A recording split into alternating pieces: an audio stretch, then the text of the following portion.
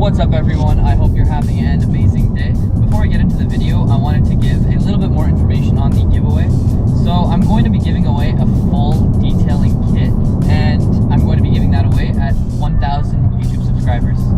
So if you want to be entered and be notified of when the giveaway is going to be happening, make sure to hit that subscribe button and follow my Instagram, and it'll be linked down below. BMW recently announced the new G80 M3, which is otherwise the 2021 M3, and I wanted to kind of talk about my thoughts and if it really is an M3, because a lot of people are doubting it. Now, here's a picture on the screen, and if you see, the color is beautiful, but one of the big things people have with it is the front grille, and people are actually wondering, this is the first time BMW actually made a very bold statement and decided to really change the design of the M3. And if you look at past generations, the front grille has been getting bigger and bigger. And I know you've seen all those funny like memes and stuff about the front grille, but no one would actually thought BMW would do that.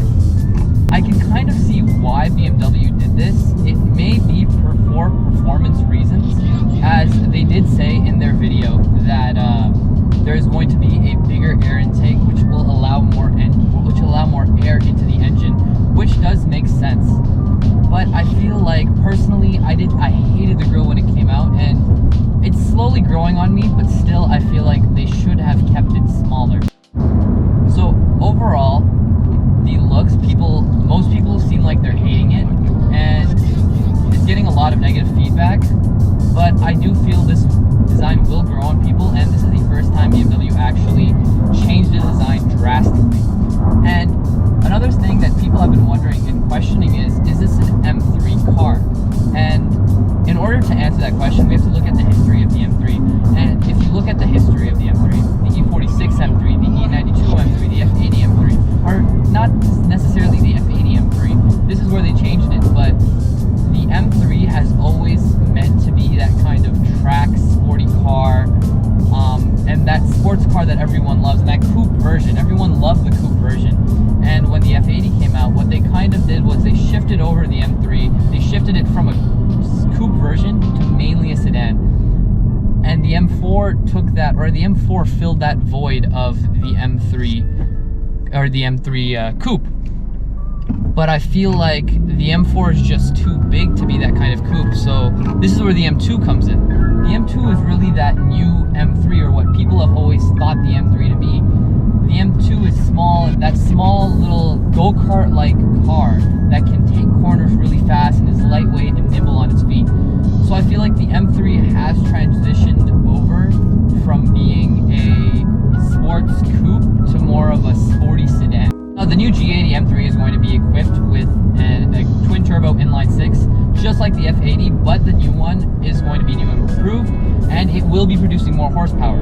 The numbers are the F80 produces 425 horsepower stock versus the G80, which is going to be producing 473 horsepower stock, and these are on the base models. The new M3 also is going to be coming in manual, which is very exciting. I honestly did not think that they were going to be putting a manual in this car, but that does make me excited to see. Along with the manual, there's also going to be the option, I believe, of an 8-speed automatic. And for the first time ever also, the M3 is going to have an option for all-wheel drive, which is very interesting, which is going to make it good for drag racing. The G80 M3 so far does seem like an M3, but we have to also look at how much it weighs.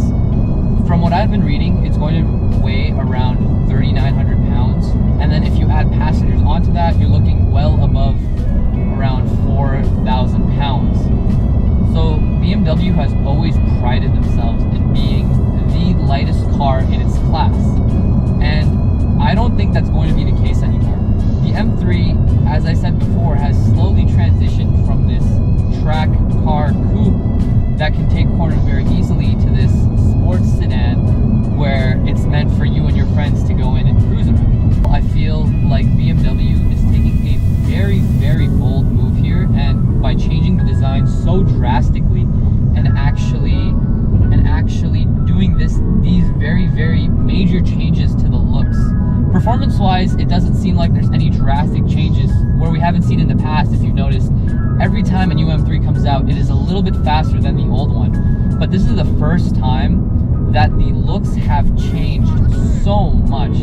Personally, I think the E92 M3 looks the best and was the best, especially since it came equipped with the V8. That doesn't mean I don't like other M3s. I love the M series in general, but I'm not sure if this new M3 is going to fit that old M3, or fit in that old M3 category. I feel like it's creating a new category of its own, and it's laying down the foundation for future M3 generations to come. After thinking about it a lot, I feel like this M3 will be an M3, and many people will not like it. I feel like some people are going to love it, but at the same time, many people aren't going to like it, and the reason being is it doesn't fit that category like I've said before. But I do feel like it is going to be an amazing car, and honestly, I can't wait to drive one. I feel like it's just going to be something out of this world. And the color combination is just, if you've seen the new color, that new green color is just beautiful on that car. And the front grille, I like I said before, I don't like necessarily, but it is growing on me a little, and I can see why BMW did that. My main thing is it's probably for performance reasons. Like they said, they're going to have that ultra wide air intake, and I'm curious to see what people do with this. I feel like aftermarket companies are going to be making a new front grille for this to match more of that BMW F80, E90, E92 look. Although I do feel like it will limit the performance of the car. And overall, I feel like people are going to be pushing crazy numbers out of this car. Like, it comes stock with 473 horsepower for the base model. The competition model apparently, or supposedly, is going to be pushing around 500, over 500 horsepower, which is honestly insane for an M3. Anyways, those are my thoughts on the M3, and let me know in the comments down below, what do you guys think of the new M3? Do you like it? Do you hate it? Your dislikes? I'd really love to get your opinion on it, because I've been seeing mostly a lot of people not liking the design, but I want to know if anyone actually likes the new design. Anyways, guys, that's going to be the end of today's video. I hope you enjoyed. Please hit that subscribe button for the giveaway. Please like this video, and I'll see you guys in the next one. Peace.